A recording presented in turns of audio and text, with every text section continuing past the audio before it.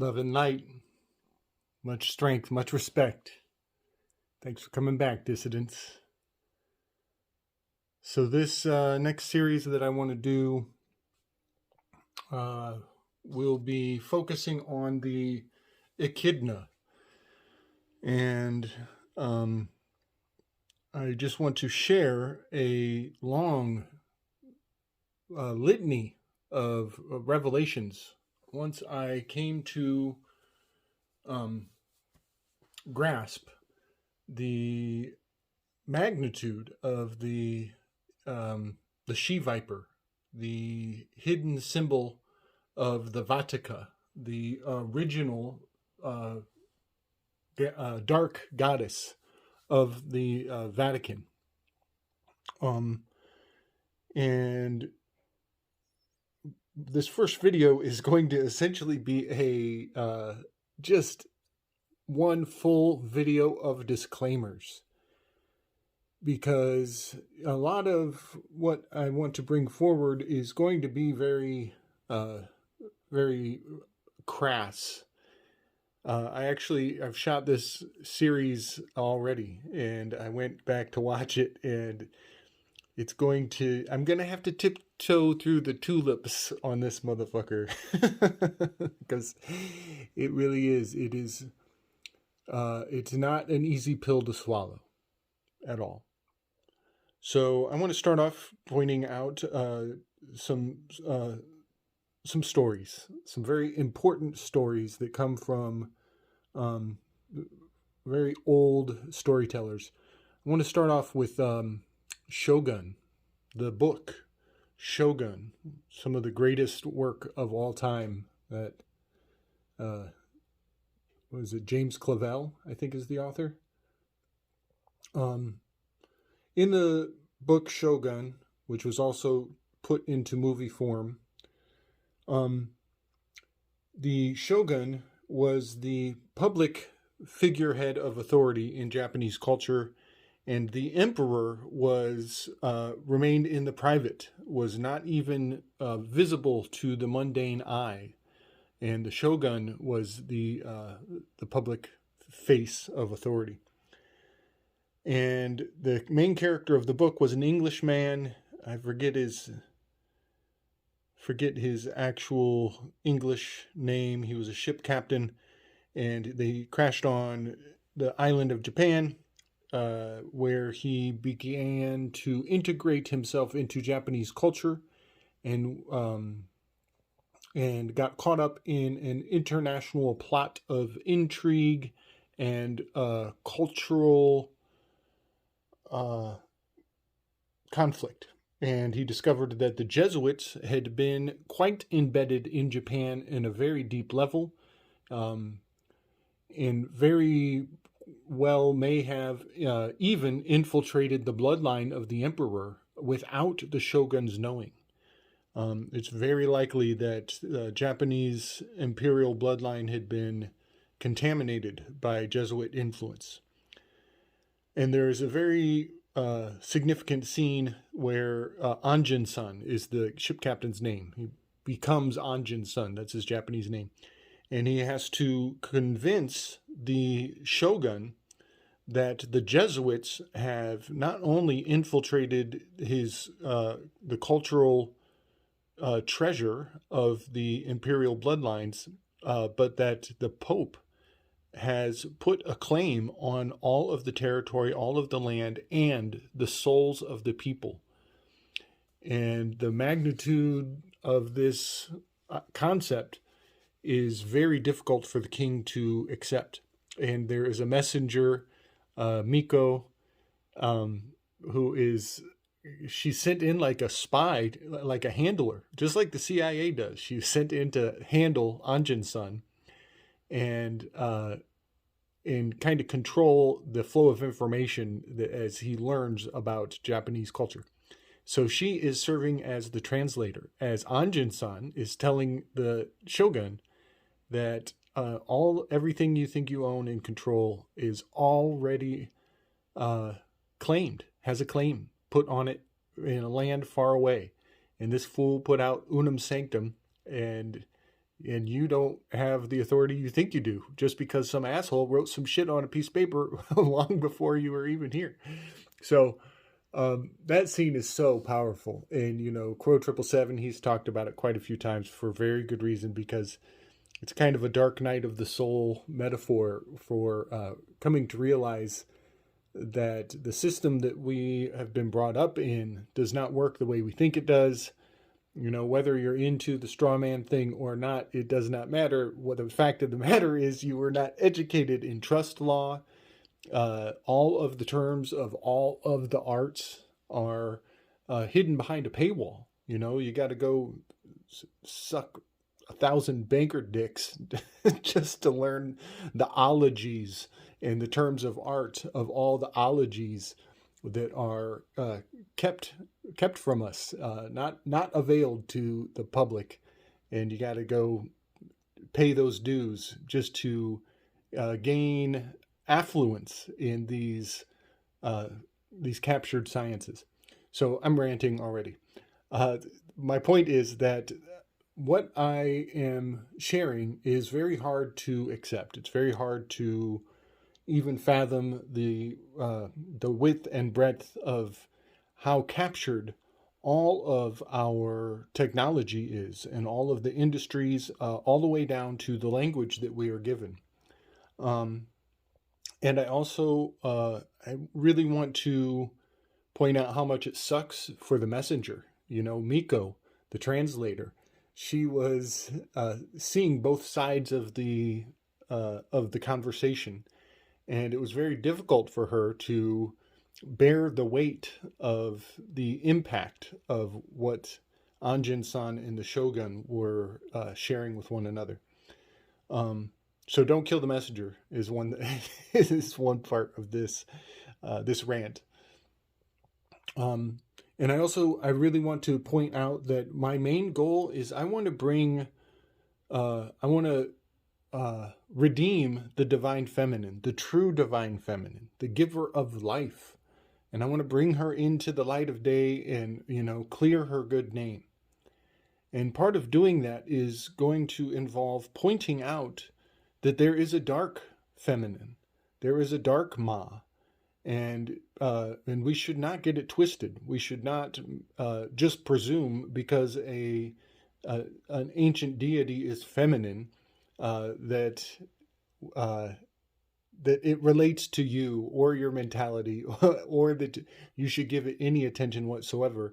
A lot of people are shocked, like the Shogun, to find out that there was a wife in the Garden of Eden before Eve, that Lilith was the first wife of Eve.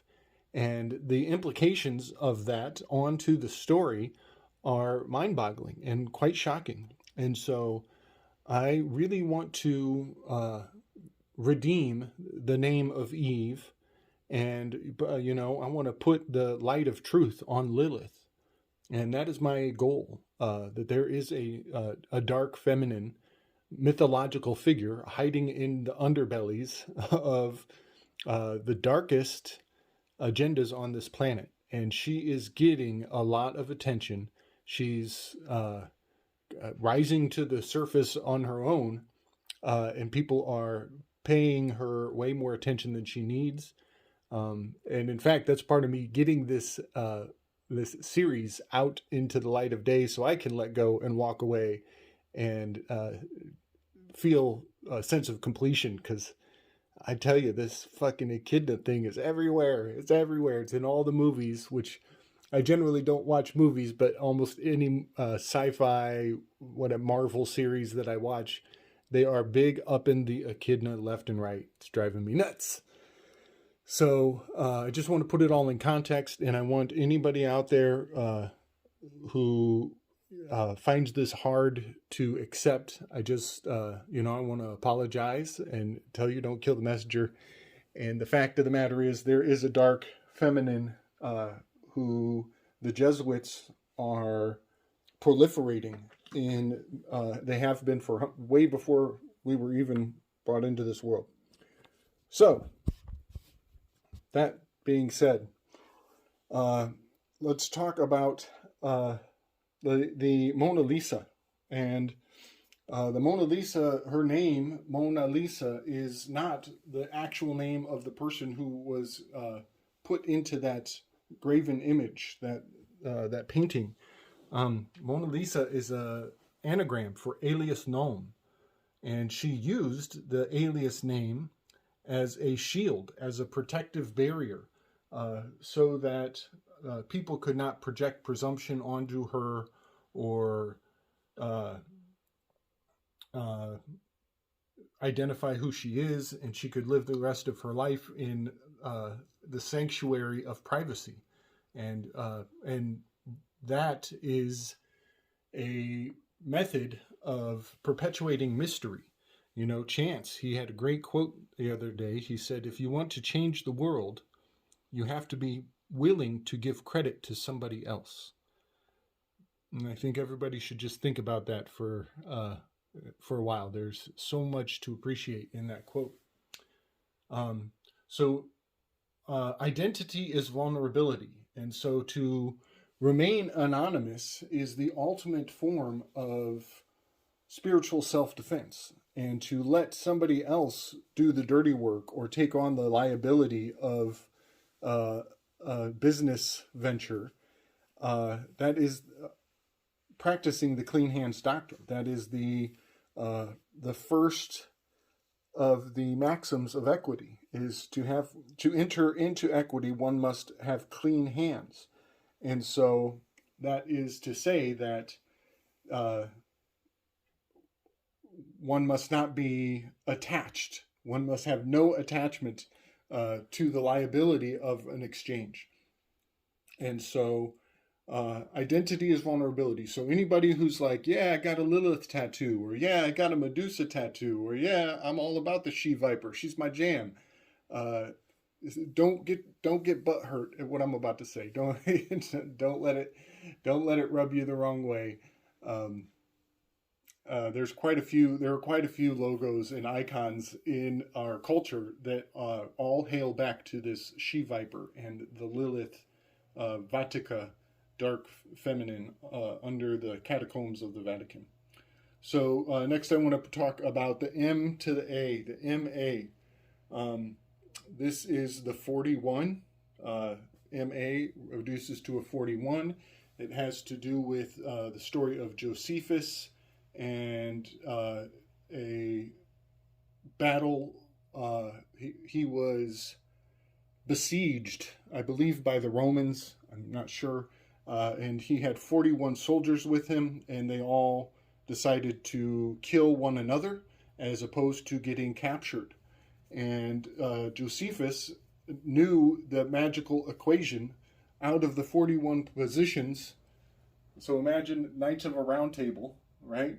And each knight kills the knight to his right hand, to the left hand side, and that passes on over and over, and it repeats many times over until there's only one knight left. Well, Josephus had already done the math. He knew exactly what position to sit at, and that was at position number 19. It was the knight at the 19th location was the only survivor of this suicide pact. And thereby he acquired all of the energy, all of the liability of everybody's karmic debt that was built up by the 41 suicides from that myth. So 41 is a very significant number. It's also the center piece of the magical square of the moon. The magical square of the moon, 41, is at the center place, the place center. So mergers and acquisitions is a very important thing. I believe this has to do with the Ma sons. These are the sons of Ma. And they, for the most part, they believe that they worship math, that they worship geometry and the science of placement and carpentry, stonemasonry, that kind of stuff. And that's all good. You know, that's surface level, but you get in deep, deep, deep to the underbelly of things, and we find out that there are higher orders removed from those lower orders who are playing on the chessboard in a major way, and they are quite correspondent to Lilith. The May flower, the flower of May, is the lily flower.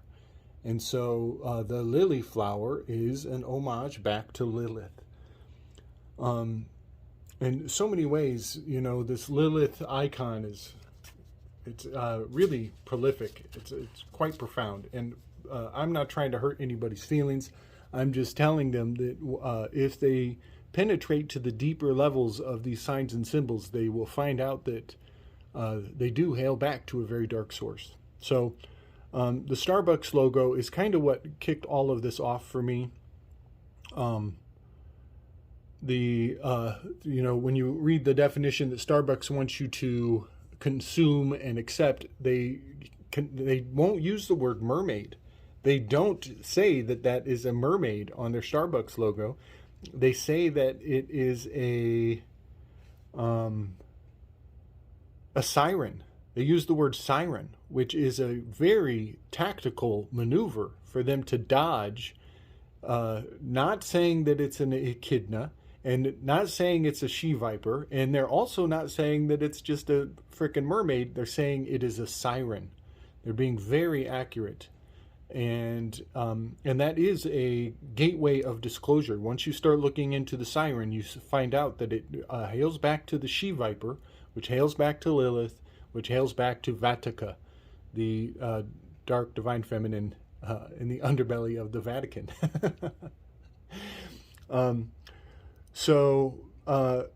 Another thing that really gets people butthurt is to find out, that things that they find entertaining, like these movies, like I watched Transformers the other day, and the fucking she-viper is all up in that plot line. And it just is staking a claim. It's telling you that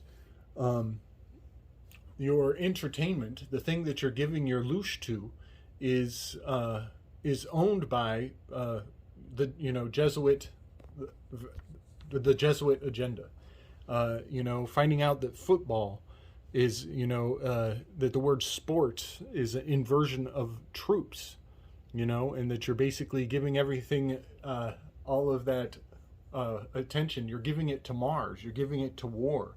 And how many people have already found out about cerebral traumatic injury, the brain injury that these football players are undergoing, and then going home and beating their families on a prolific scale, and people still fucking go back to watch football after they know that these guys are living a tormented life and taking it out on their families, and that it is a psychological effect. It's that they're selling their soul in a major way just so people can be entertained in mass.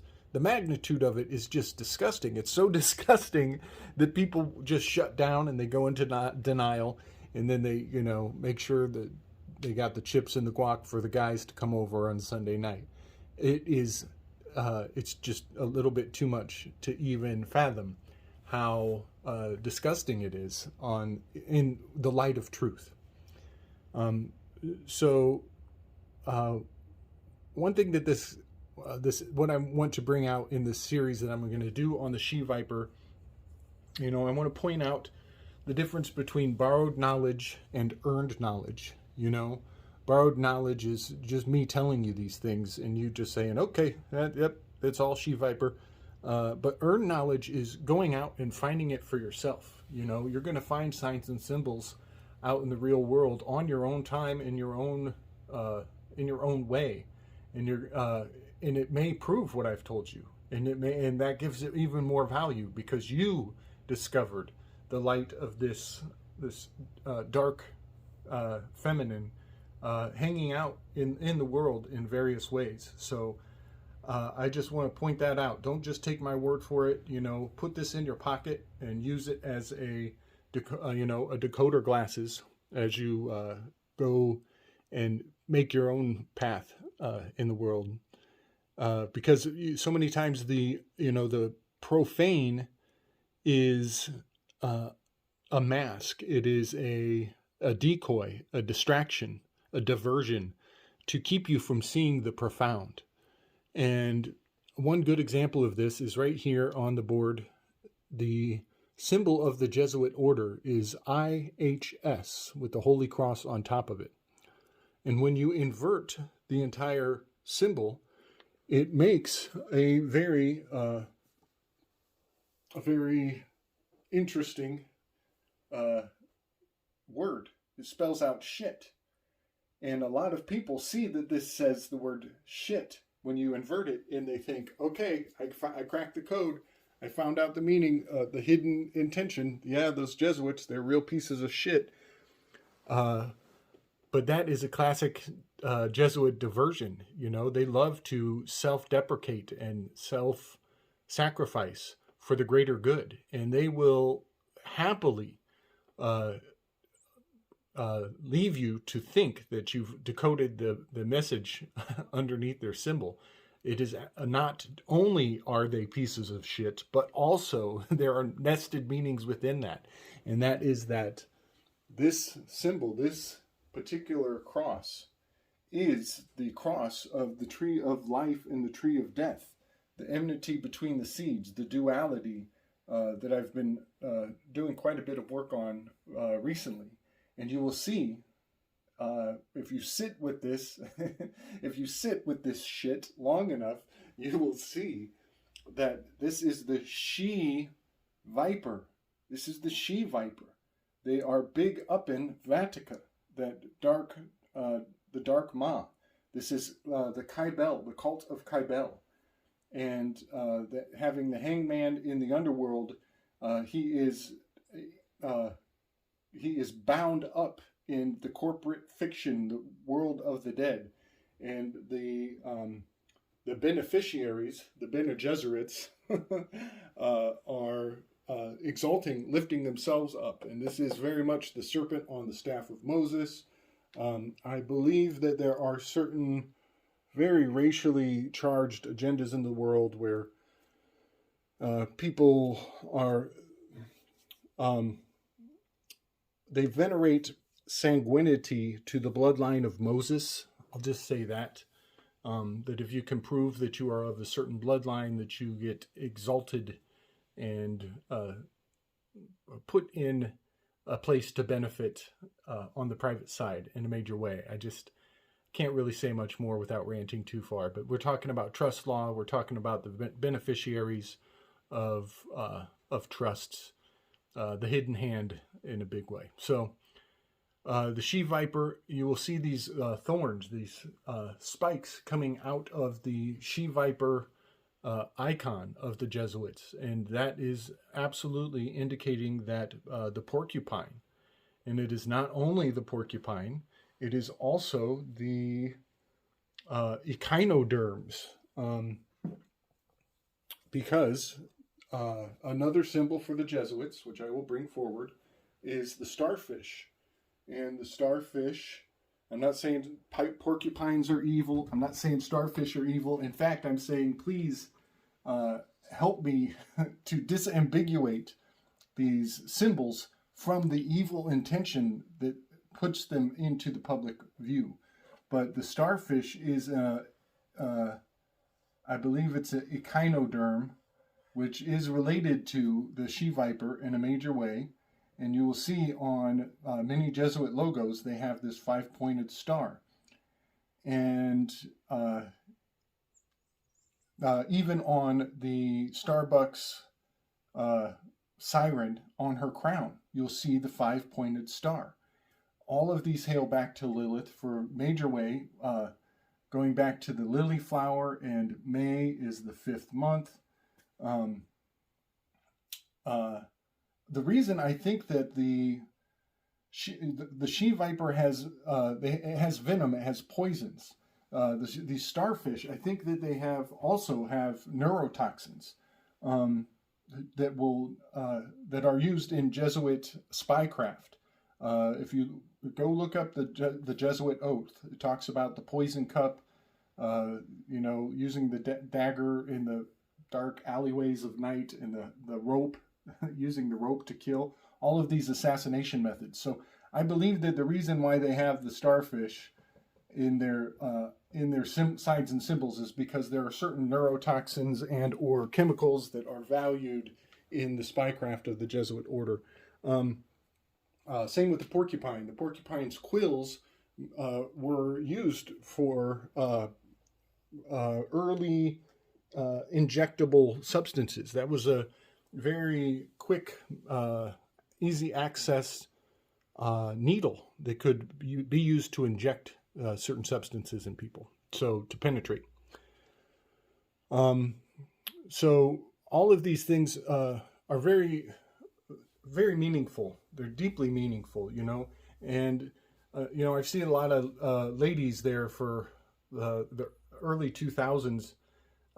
So many females were putting the star tattoo on their body, that's great. That's cool. Stars are awesome. Stars are not necessarily evil. But I will point out that not only does the siren of Starbucks have this star on her head, but she also has her legs spread up around her ears in a major way, which is to say she is very much like a porn star. I'm quite sure we are talking about Lilith in the context of being quick to say yes, there's an old phrase, and I don't like to use it, I don't like to proliferate it, but it is very significant to the occult, and that is, a lubricious, I'll just say a lubricious person is quick to say yes. They've greased the wheels, they've lubricated their volition, and all of those techniques are very valuable in the world of sales and marketing. You're trying to make a person agreeable. We'll just put it that way. I don't care what people do with their sex life. It's not what I'm talking about. I'm talking about sex is a perfect one-to-one metaphor for business transactions. It's your personal business, and they mean that both literally and metaphorically. And it also, this is the difference between Virgo is Eve and Libra is Lilith, symbolically. And that's just something everybody should think about going forward. It's a pretty powerful and significant aspect of our culture that is just prolific. So next, I want to kind of bring forward the fact that, when I talk about Santa Muerta, when I talk about this dark Ma, a lot of people think that what I'm doing is coming down on, or what people might presume is that I'm coming down on, the street gangs and people, living in poverty or involved in the drug trade in South America, or you think that I'm talking about the border issues, which we are talking about boundary issues. We are definitely talking about boundary issues. That is a macro for sure. But I want to point out that this dark Ma, this dark patroness, she is not only the goddess of the street gangs of South America, she is also venerated in the Jesuit schools. And I'm going to bring forward some of the signs and symbols from the Jesuit logos, Jesuit banners from all of these high-class institutions, these cornerstones of thought that are considered highly respectable. And I just want to point out that they have full spectrum capture, that they are rocking this symbol from the dark, dank streets of drug-riddled South American, badlands, all the way to the tippy top of corporate America, and not just in Starbucks, but also in the school systems, the military, and in fact, also the real estate. And this brings up a really important point that the Jesuits are primarily a Spanish phenomenon. Ignatius Loyola, he founded the Jesuits in Spain. And so a lot of people, when we talk about Jesuits, they imagine their mind misses the mark and they land over there on the Vatican in Italy. But I'm quite sure that, this original empire from back in the 1500s was much more vast and not so narrowed down to that, the Vatican military establishment in Italy. I think it was very Spanish influenced. So that is a very important aspect to just hold in mind, as I believe the term real estate is a gringoized version of the word royal estate, the royal state of Spain. And I think they still have land claim and vested interest here in our territories. And I'll bring forward some of the state flags are still venerating Spanish interests. And that is because the territories are, there are agreements and treaties that are still observed to this day in the land under our feet, which I believe has been claimed by Spain still to a large degree. So that is my entire video of disclaimers. I'm not trying to piss anybody off, and I'm not trying to make anybody happy. I just want everybody to see that this she viper, this echidna, it goes back to the cult of Cybele, the primary monetary system. They used to exchange little tokens for a chance to go into the local whorehouse and get it on with the matrons of prostitute industries. And so it's very powerful to just realize that, the reason why the entire monetary system is such a sleazy establishment is because it has its roots founded in, these prostitution cultures in a major way. So I think that brings everything to its culminating point. And I want to point out, the fact that, this symbol, even in my own work, is popping up in places and surprising me in a major way as I look at my board here and I think to myself, is my cipher of the heavens, is it pointing out a relationship to the crown of thorns? Is this the echidna? Is this the echinoderm? Is this the porcupine? Could this be Medusa, the she viper? Is it possible that this is the Sol Invictus in its own right? The circle with the we'll say the needles or the rays of the sun coming out of them. It is all solar worship, but isn't it amazing how similar it is to the iconography of the echidna? It's quite profound, and I'm pretty sure the proliferation of this is ancient and very important to keep in mind as we deal with these occult systems that were here long before we got here, and they'll be here long after we leave. All right, everybody. Strength and love. Much respect.